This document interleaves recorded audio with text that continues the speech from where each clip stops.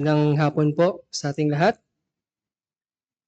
Dahil sa ating mga inawit, lalo na yung Rock of Ages, saka yung Not What My Hands Have Done, basahin na lang natin yung talata natin and then we can proceed with the Lord's Supper. Pero hindi po natin gagawin yan. So, this afternoon, we are all aware that we are preparing for our Lord's Supper. And I would like to invite you to open your Bibles with me sa Isaiah 53. Well, I know na marami po sa atin, for many of us, this is a familiar passage. But as we go through the verses, ang atin pong panalangin ay ma-rekindle po yung ating sense of awe, yung atin pong pagkamangha. At muling mapalalim yung ating pasasalamat at yung ating appreciation dun sa ginawa po ng ating Panginoon para sa ating kaligtasan. Now, of course, alam po natin na yung value and the glory and the worth of what Christ has done, or what Christ has accomplished on the cross, it never diminishes, it never loses its value, it never loses its power. And yet, tayo, while we are still in this body of flesh, napakadali po natin ma-sidetrack.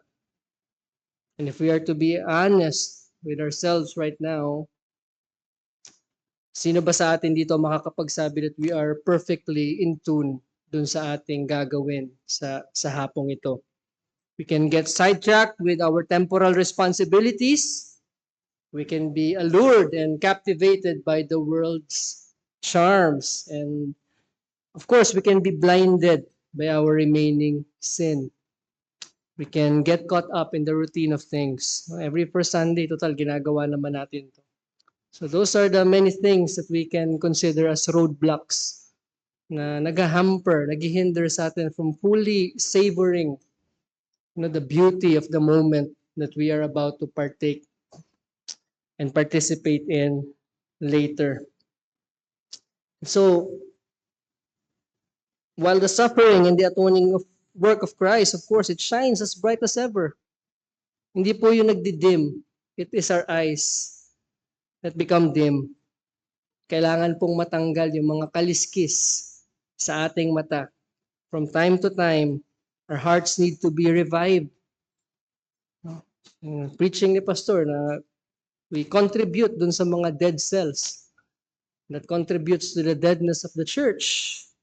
And of course, our minds need to be captivated once again. Hindi nyo ba naiisip nung bata kayo, there's something that you find really amazing, and right now, as an adult, parang hindi na siya ganun ka-amazing. So hindi dapat ganun yung ating attitude pagdating sa ating buhay Kristiyano, and yet, those things happen. So let's pray that as we go through these passages, ma-recover natin yung sense of awe at madala tayo dun sa tamang postura sa ating pag-alala sa hapag ng ating Panginoon. Basahin natin yung chapter 53 ng Isaiah, but let's just begin chapter 52 verse 13. Isaiah 52:13, "Behold, my servant shall act wisely, he shall be high and lifted up, and shall be exalted. As many were astonished at you, his appearance was so marred beyond human semblance, and his form beyond that of the children of mankind. So shall he sprinkle many nations. Kings shall shut their mouths because of him. For that which has not been told them they see, and that which they have not heard they understand. Who has believed what he has heard from us? And to whom has the arm of the Lord been revealed?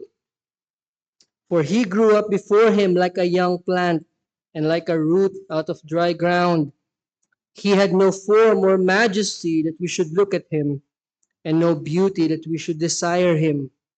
He was despised and rejected by men, a man of sorrows and acquainted with grief, and as one from whom men hide their faces.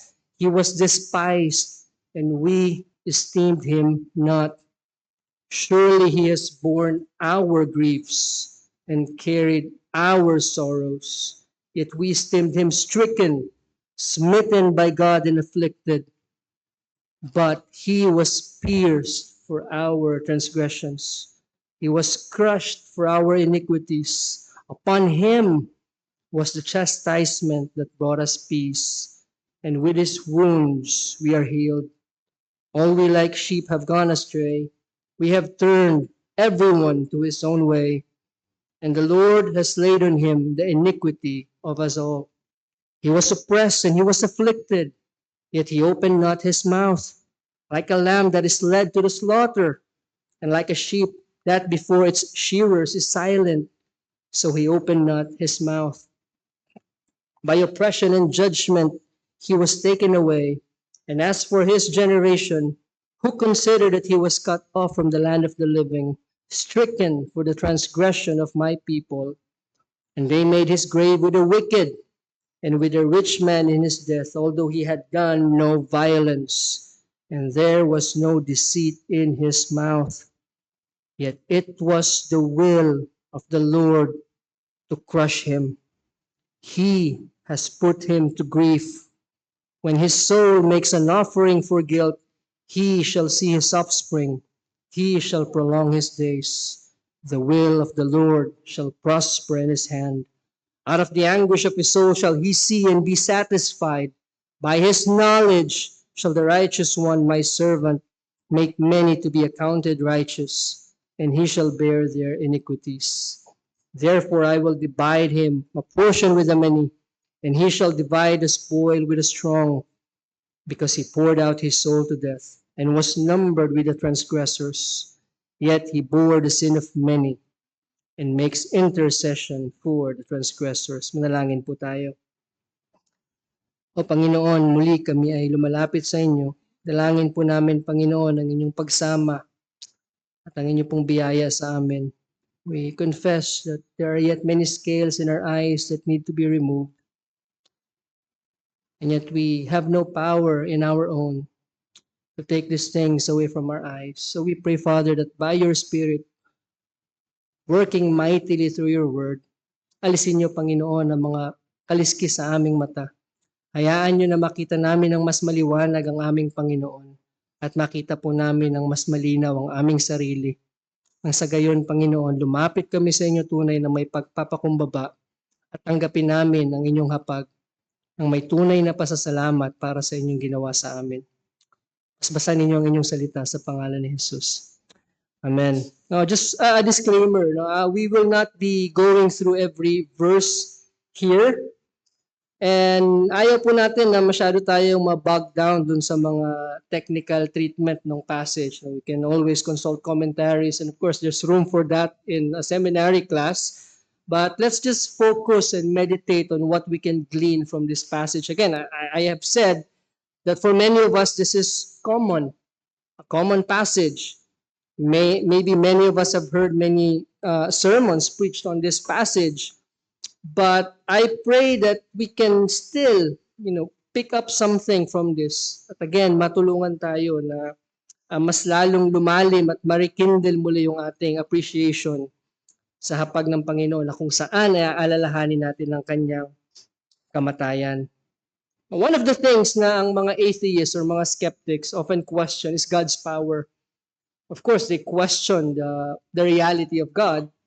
But given that if God is real, they doubt that He is all-powerful. Bakit niya hinayaan na mangyari yung mga ganitong bagay? Bakit niya hahayaan kung talagang siya ay makapangyarihan? Bakit niya hinayaan yung mga ganitong trahedya? Yung mga ganitong atrocities? Why couldn't He prevent such if He is the all-powerful God? And some would even dare challenge Him, kung totoo kang Diyos, patunayan mo. Sige, kidlatan mo ako ngayon. Bibilang ako kung totoo ka. And you can just see their audacity. Nothing happens. So they conclude that God is not real. And He is not as powerful as the Bible portrays Him to be. And indeed, as the prophet has said, who has believed our report? Who has believed the gospel that we preach? You see, unbelief, doubt, and skepticism, that's the spirit of this age. And so it was back then. Some things never change. Back in the days, that was the spirit of the times. At hanggang ngayon, nagpapatuloy po yung espiritu ng unbelief. But we, on the other hand, tayo, Maybe you are not a Christian. Maybe you are not a member yet, but at least you believe. And the reason why you're staying here, maybe is somewhere in your mind you believe that there's a God.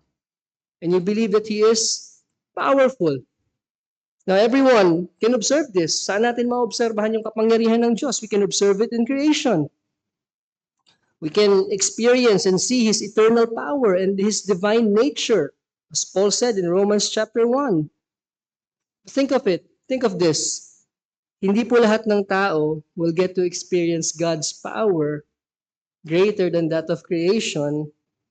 They won't be able to experience it in its greatest manifestation except His redeemed people.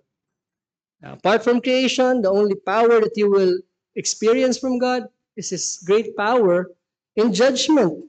But then there's a greater power that God has exerted, and that is in the redemption of His people. Again, makita natin yung paggawa ng Diyos sa creation and also in providence where He sustains His creation, but most especially in His redemption. Doon sa verse 1, makita natin dito, ano ba yung pinagkaiba? What is the differentiating factor between the works of God in creation and providence and in redemption? See, in creation, ano bang ginawa ng Diyos? He spoke, and it was done. God said, "Let there be light," and there was light. In the words of the psalmist in Psalm chapter 8, verse 3, he compares it to God lifting His fingers. When I look at your heavens, the work of your fingers, the moon and the stars which you have set in place. Creation was just God merely lifting His fingers. He spoke and it was done. There's not much effort on God's part, you see. However, in redemption, kung titignan natin yung kabuuan ng Isaiah 53 and the preceding chapter, redemption is obviously what God had in mind when He spoke through Isaiah. Anong sabi doon? He moved His arm. And to whom has the arm of the Lord been revealed? See, the arm of the Lord speaks about His active power. Kanina, doon sa binasa ni Brother Omar, it's the arm of judgment. The arm of God was active and powerful in judgment. And yet here we see the arm of the Lord was revealed in His act of salvation or redemption. Isaiah 51:9, just a few chapters back, it was with a strong and outstretched arm that the Lord brought His people out of Egypt during the Exodus. When He speaks about the Lord piercing Rahab and the dragon, speaks about Egypt, speaks about the Exodus. The Lord brought His people out of Egypt. Iniligtas niya yung kanyang mga tao mula sa Ehipto with a strong and an outstretched arm. See, the Exodus is what? A type of our salvation. And in chapter 52, just a chapter before, 53, Isaiah speaks about a new Exodus, which will be done through the servant of the Lord, in which Yahweh, no pun intended dun sa mga nagpipreach that Yahweh is not God, there is a different God, Yahweh bears His mighty arm. Ano sabi dun sa 52 verse 10? The Lord has bared His holy arm before the eyes of all the nations, and all the ends of the earth shall see the salvation of our God. And how has He bared His holy arm? In the sending of His servant, in the sending of the Messiah, in the coming of the Lord Jesus Christ. So what's the point? Ang kaligtasan ng Diyos sa pamamagitan ng kanyang lingkod, ang Messiah, is what? Is a display of His mighty power. A power that He exerted greater than that of creation and even in providence. Our salvation is the mighty work of God. If anyone asks you, how has God shown His power to you? Paano mo napatunayan na merong Diyos at makapangyarihan ng Diyos sa aking kaligtasan? He saved me with His mighty power, with His mighty and outstretched arm. Have you experienced God's power in your life? If you are saved today, yes, you have experienced the mighty saving power of God. The same power that raised Jesus from the dead. It's the same power whereby He quickened us when we were dead in our trespasses and sin. Salvation, The work of God in redemption is the glorious manifestation of His power, na kung saan tayo'y kanyang iniligtas mula sa kadiliman, mula sa kasalanan. Tayo'y kanyang binuhay mula sa mga patay when we were dead in trespasses and sins. Hindi tayo naghihingalo. We were dead in our trespasses and sins. And yet when He called us with a loud voice, like when He called Lazarus, come forth, we obeyed His call. He made us alive in Christ. So wag nating tratuhin yung ating kaligtasan with contempt. Do not think lightly about salvation. Yes, it's just, niligtas ako ng Panginoon. Tinanggap ko si Kristo sa aking puso. Kung ngayon ay nabago. But think of it this way. It's the mighty work of God through His servant. See, kung ikaw ay ililigtas mula sa pagkalunod ng isang malakas na swimmer, it requires a strong swimmer to actually save someone from drowning. Kasi ikaw ay mahina-hina ka ring swimmer, ay matatangay ka nung nalulunod. Parehas kayong malulunod.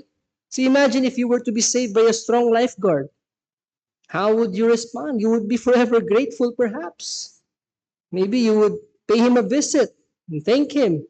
Give him flowers or whatever para pasalamatan siya. But then why do we sometimes think little about the mighty act of God in our salvation? Jesus Christ took us out of the miry pit. When we were lying there dead and lifeless, He breathed life to us. Wala tayong pag-asa, wala tayong kapag-asa. Doon tayo sa malalim, nayungib ang ating kasalanan, patay sa ating mga kasalanan. And yet He saved us with His mighty and outstretched arm. To whom has the arm of the Lord been revealed? So if you're caught up in sin, if there's any sin in us, and we all are, marami tayong mga besetting sins sa ating buhay, marami mga kasalanan, minsan hindi tayo aware. But there are some sins that still catch us unaware. May mga bagay sa ating buhay that still seem to enslave us. Men, caught up in sexual sin. It seems that you are a slave of it. Para mawala ka ng pag-asa. Or maybe you're caught up in your envy or anger with someone, a brother, a sister. And it enslaves you. It hampers you from doing the will of God. See, do not despair. He who is mighty to save can save you from that very sin that you are struggling. Just come to Him. Just come to Him. Never stop looking to Him. He is able and He is mighty to deliver you out of that sin that entangles you. Do not despair. Run to our mighty Savior. See, what we sing it, He is able. He is able. Huwag nating subukan sa sarili nating lakas. Every time we do, babalik at babalik lang tayo to square one. We will fail and find ourselves failing and failing again. We are powerless apart from Him. But see, He is a mighty Savior. He is able to deliver us time and again if we but come to Him in humility and repentance. To whom has the arm of the Lord been revealed? It is to us who are saved.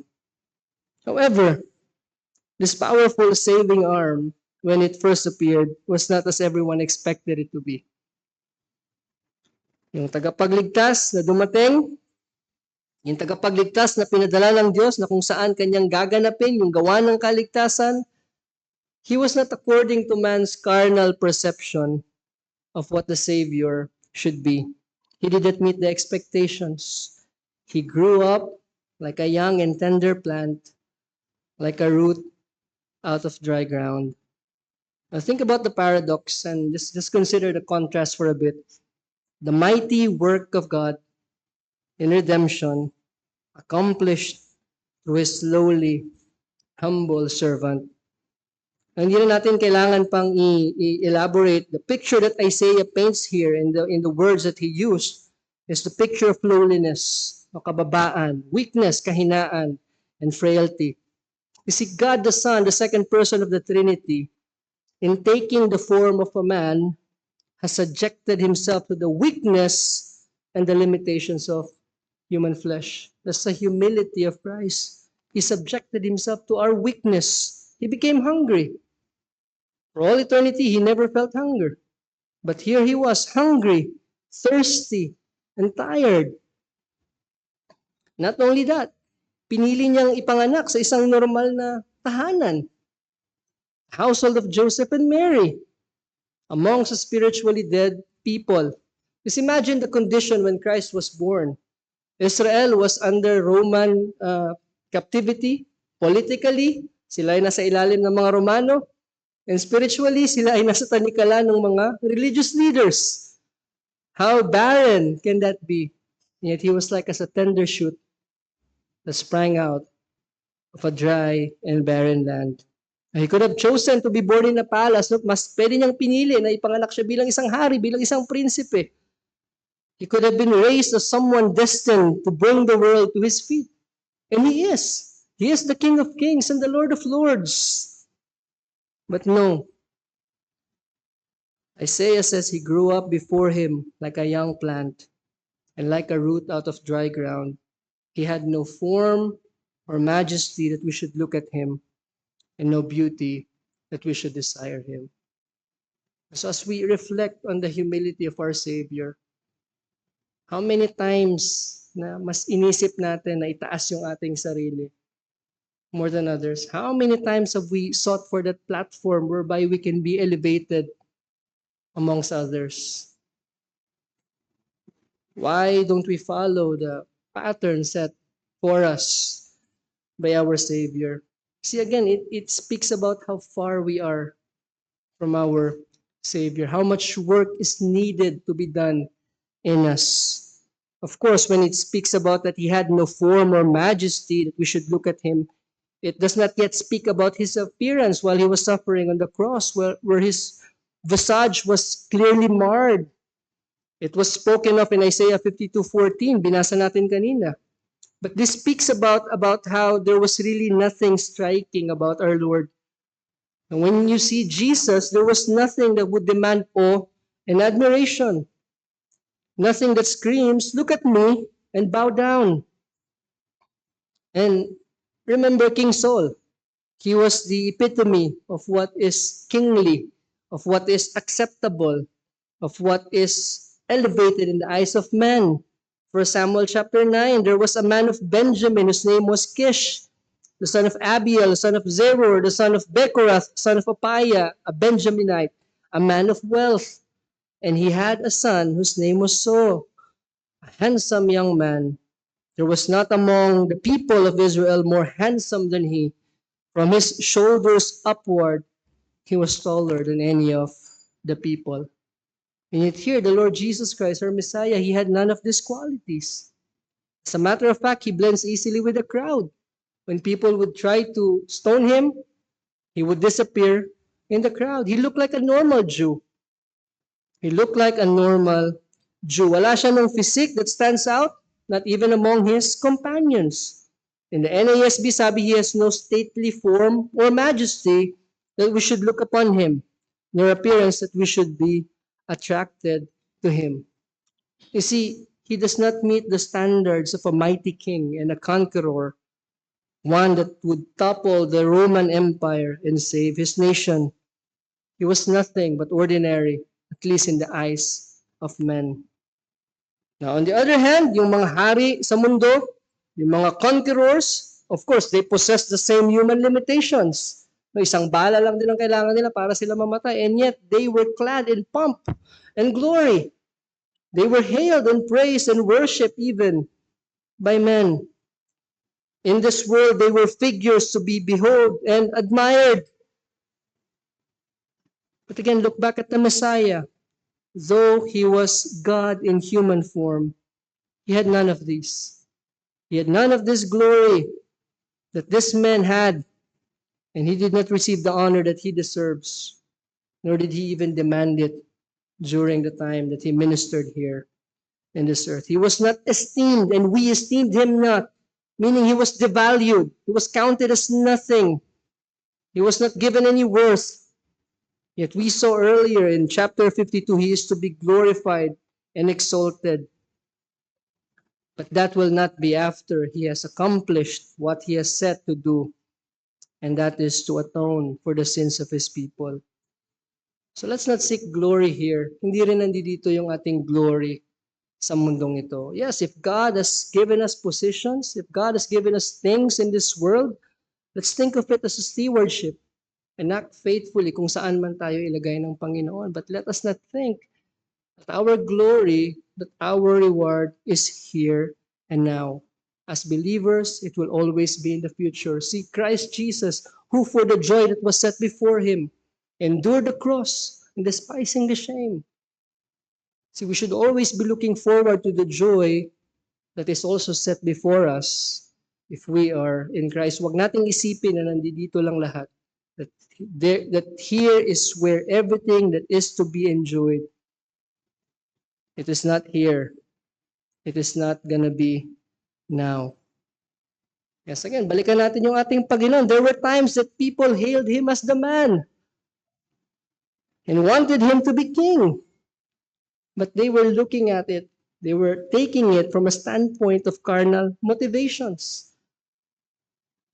It was only dahil bakit nila nagkaroon sila ng ganung kaisipan? They wanted him to be king because they misinterpreted, they misunderstood his mission matapos nilang makita yung mga himala, matapos nilang ma-experiensya at maranasan yung mga ginawa ng ating Panginoon. In John chapter 6, he miraculously fed the 5,000.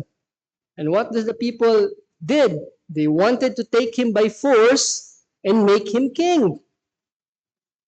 But then when he confronted them, they ended up in disillusionment. Sinabi niya sa kanila, ano ba yung talagang mission niya? And he told them that unless you eat my flesh and drink my blood, you have no part in me. And they were all disillusioned. And he told them that he is to die. Anong sagot nila? They wanted to do nothing with him. Ano sabi ni John? They walked with him no more. See, he was despised and rejected by men. He was despised and rejected by men. Man don't want anything to do with him except that they would benefit from what he could give. But no, they will not have it. The coming of the Messiah, of course, was also for the joy of his people. If we are experiencing joy amidst sorrow, amidst turmoil, amidst affliction, kung meron tayong joy sa atin, kung meron tayong kapayapaan, it's because he came to bring this joy and peace to his people. Yet he was a man of sorrows and acquainted with grief. Remember, nung siya ay ipananganak, ang anghel ay pumunta dun sa mga shepherds and he announced his birth and his way. Sabi niya, fear not, for behold, I bring you good news of great joy that will be for all the people. For unto you is born this day in the city of David a Savior, who is Christ the Lord. The coming of the Savior is the dawning of great joy. It was a time for rejoicing, joy to the world as we sing. The world that is laden with sorrow, with the sorrow of sin. And yet Jesus, the joy giver, the joy bringer, was a man of sorrows. It's not saying that he never knew joy, but in fully identifying with us, in order to bring salvation, he needed to fully identify with his people, the people that he came to save. He became acquainted with their sorrows, with our sorrows and our grief. Now, the words there, sorrow and grief, literally, ang ibig sabihin nun, pain and sickness. Now, that doesn't mean that he is sickly, for indeed, his body needed to be healthy to endure the physical agony that awaits him at the time of his passion. Kung babalikan ninyo yung experience ni Kristo, simula nung siya in-arrest, from his trials, to his flogging, to his crucifixion, that was grueling. And any ordinary man, any man with an unhealthy man would have collapsed and have fallen under the pressure and the torture of that moment. But he endured until the time that he was carrying his own cross to the hill of Golgotha. Natagalan ng Panginoon yun. Of course, he was not lacking in discipline. He practiced perfect self-control. He was not sinning in any way. But as the great physician, yes, He's healthy. He voluntarily involved himself in the sorrows and the suffering that is brought about by sin to humankind. Now, to quote, sabi ng isang commentator, he is also a man of pain and sickness in the sense that he gave himself to these things and their relief. May binigay ni Kristo yung kanyang sarili para doon sa mga tao na nangangailangan ng kanyang kaligtasan at ng kagalingan. Of course, spiritually and even physically. As the pre-incarnate Christ, before he was born, nakita niya yung mga effect ng kasalanan. He saw the sorrow and the suffering brought about by sin. But here, as the God-man, he became personally acquainted with them. As a human being, he now experienced what it's like to have sorrow, to feel sorrow. He saw it. He had no sin of his own, yet he bore our griefs. He bore our sorrows. Of course, he had no grief or sorrow coming from his own sin. It was all ours that he bore and that he carried as he was here on this earth. He saw sickness all around him. Nakita niya. He saw the agony, the pain. Ano yung sinasabi lagi? He had compassion. He had compassion, so he went about healing and doing good. Matthew 8:17, this was to fulfill what was spoken by the prophet Isaiah. He took our illnesses and bore our diseases. Yet again, even with all the good that he did, he was despised and rejected by men. He was despised and rejected by men. And I hope you're not failing to see yourself before you got saved as one of those who despised him and rejected him, as one of those who considered him smitten and stricken by God and afflicted.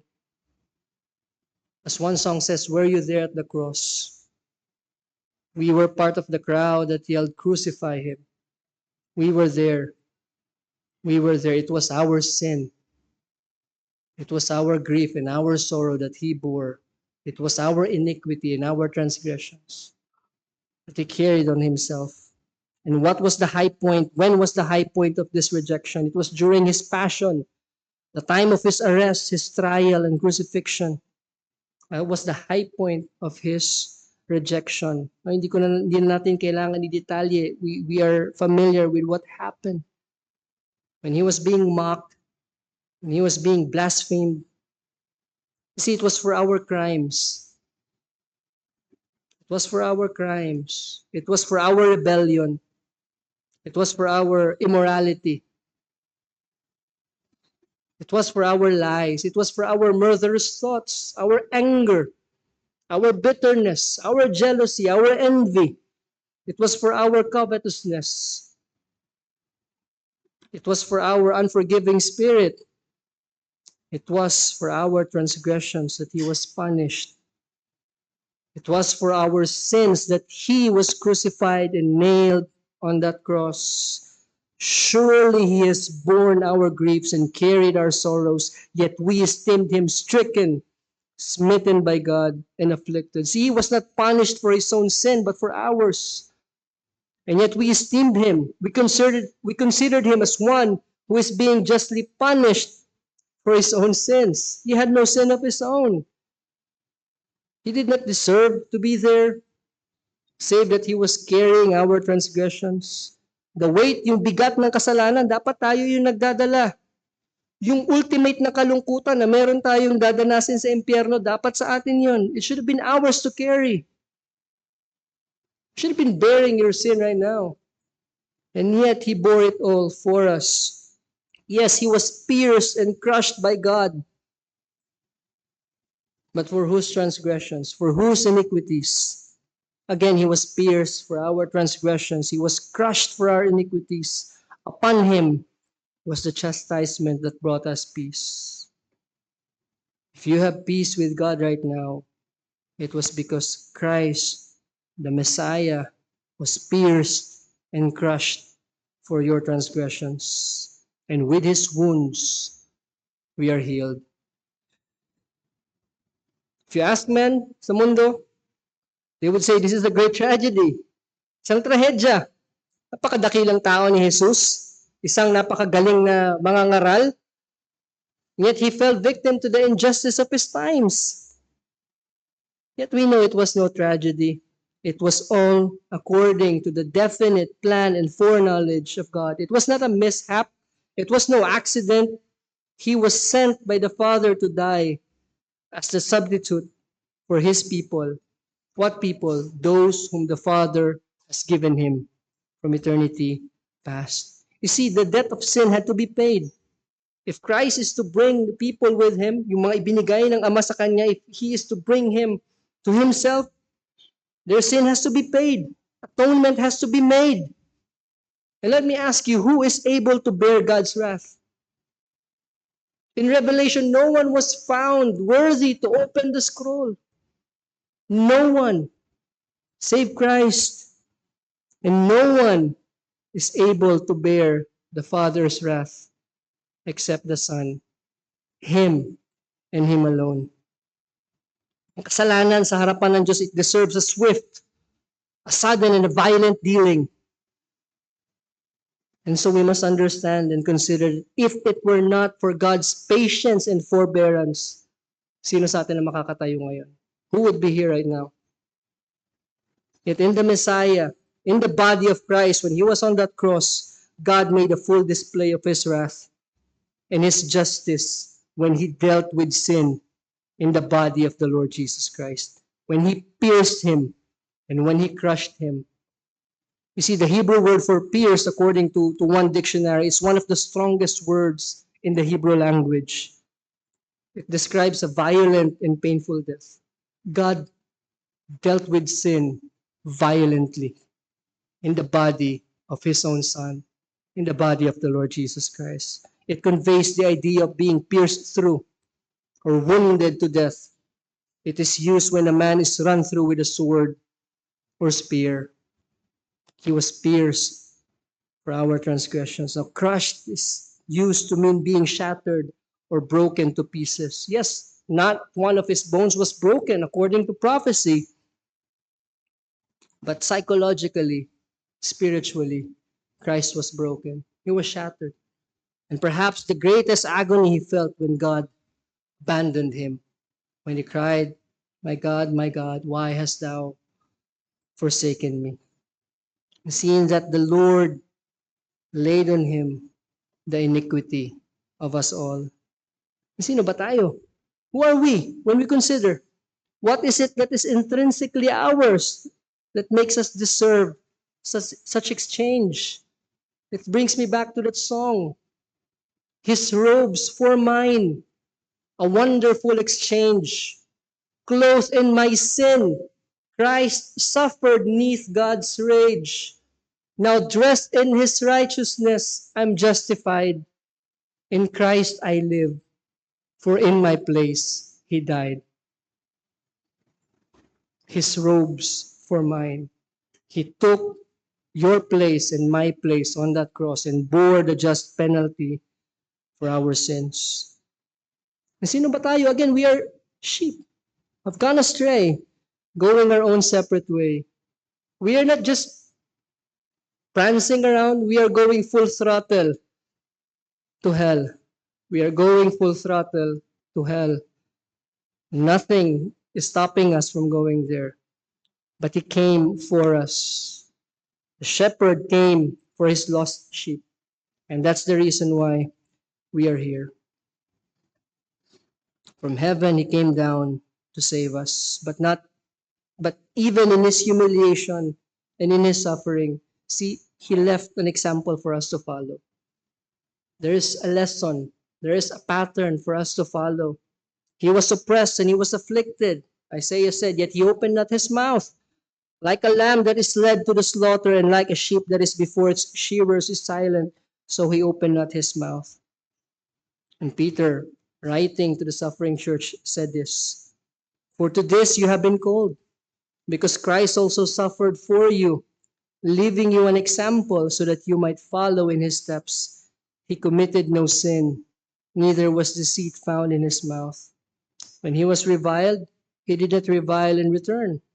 When He suffered, He did not threaten, but continued entrusting Himself to Him who judges justly. He himself bore our sins in his body on the tree, that we might die to sin and live to righteousness. By his wounds you have been healed. For you were straying like sheep, but have now returned to the shepherd and overseer of our souls. And again, when we consider Christ and we consider ourselves, kung gaano tayo kabilis umalma dun sa mga seemingly akala natin offenses na against sa atin, we should always fall down in humility, seeing how far we are from our Savior. He was innocent. He done no violence. He never spoke in deceit. Kung meron man tao that could scream injustice and could lash out on those who reviled him, on those who did him wrong, si Kristo lamang at si Kristo lamang yun. Perfectly blameless and sinless. And yet, even in his suffering, he opened not his mouth. Guile was never found in his mouth. Again, going back to our text, by oppression and judgment he was taken away. And as for his generation, who considered that he was cut off from the land of the living, stricken for the transgression of my people, he willingly submitted to the Father's will. He subjected himself to be cruelly treated by men, even though he was creator. You see, who made the hands that slapped him? Who made the thorns that was placed on his head? Who made that tree that was made into that cross na kung saan siya ipinako? It was him, the creator. Without him was nothing made that was made. So let us look upon the humility of our Savior.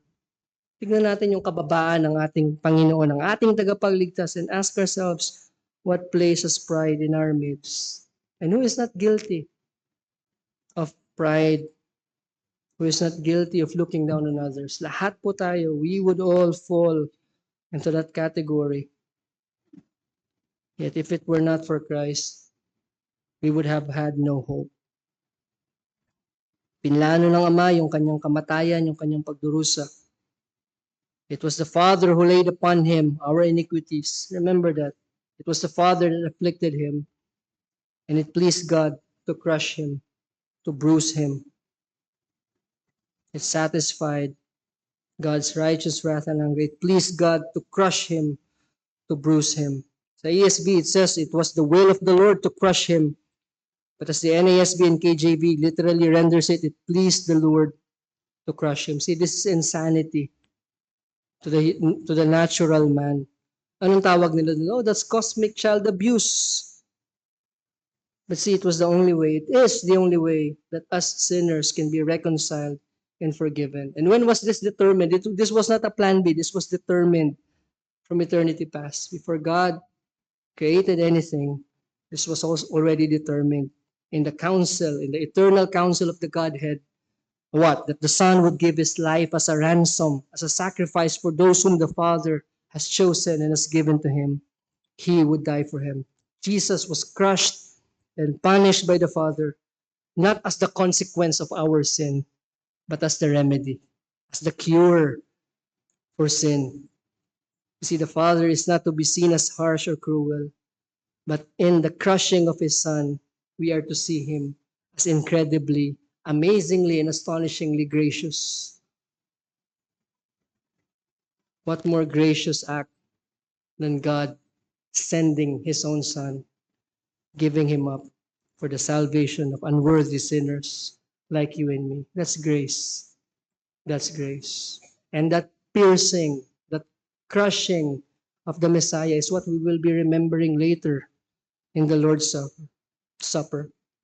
See, the unjust death of Jesus by the hands of sinners was according to the will and good pleasure of God. And it did not stop there. It was rewarded, and the reward is in what it accomplished. The Messiah's death is vindicated, of course, in his resurrection, in his exaltation, and in the completion of his people's atonement. No? Dahil sa kanyang pagsasubmit sa Ama, dahil sa kanyang sakripisyong tayong mga makasalanan, we can now be counted as righteous. Here is the reward of the Messiah. It is the people whom he saved. They are his portion. When he poured out his soul to death, sabi dun, he shall see his offspring, He shall prolong his days. The will of the Lord shall prosper in his hand. Out of the anguish of his soul, he shall see and be satisfied. By his knowledge shall the righteous one, my servant, make many to be accounted righteous, and he shall bear their iniquities. Just in verse 8, he was cut off from the land of the living. He was treated unjustly. But see here in the verses that we read, his days are prolonged. Yes, the Messiah was numbered with the transgressors, and in his death, he bore the sins of many. But after he completed his work, he will see his offspring. And he does not stop there. He serves his people still today by what? By interceding for us. Hebrews 7:25, consequently, he is able to save to the uttermost those who draw near to God through him, since he always lives to make intercession for them. What should be our response for all that the Messiah has done for us? And it does not stop there. It does not stop when he died for us in the past, and that he intercedes for us in the present. He will bring us all to glory, to be with him forever in the future. And lahat tayo, yun yung ating inaantay. Revelation 22:3-5, no longer will there be anything accursed, but the throne of God and of the Lamb will be in it, and his servants will worship him. They will see his face, and his name will be on their foreheads. And night will be no more. They will need no light of lamp or sun, for the Lord will be their light, and they will reign with him forever and ever. See, that is the reward of the Messiah. That is the vindication of his sacrifice. We shall be with him forever as the reward of his suffering. The people whom he died for will dwell forever with him. So the question is, what should be our posture then? How should we treat the church of God? How should we treat the people of God? Is there any room for any self-righteousness and pride, and any room for arrogance or stubbornness in us, our refusal to forgive? We can just stand in awe and amazement of what Christ has done for us. Is there yet any discontent sa atin? Ano pa bang kulang? Meron ba sa atin nag-iisip na naghihingi pa sa Panginoon as if He has not given us the greatest gift? Is there still any discontentment in us? Is there yet a feeling that remains that God could have done and given us more? As if kulang yung ginawa ng Panginoon sa atin? Will we still treat the Lord's Supper, the remembrance of it, as a common thing? Yes, we do it once a month. Then again, we need to be refreshed. We need to look back on that event. Oh, may we all repent of our neglect and failure to appreciate the saving work of Christ. And for you, sinner, you have heard the gospel preached almost in the entirety of the message. That's the gospel there. That's the message of salvation. That Christ died for sinners. Will you still linger in your sin? Manalangin po tayo. O Panginoon, salamat muli sa inyong pagpapaalala sa amin sa pamamagitan ng inyong salita. Sa dakilang paggawa ng aming Panginoong Yesus para sa aming kaligtasan. Father, may you give us right humility and reverence for what we are about to remember and partake this afternoon. May you truly cause us to gaze upon the cross of Christ and there bow down in deep contrition and true gratitude for the salvation that was given to us. Praise you, Father, in Christ's name. Amen.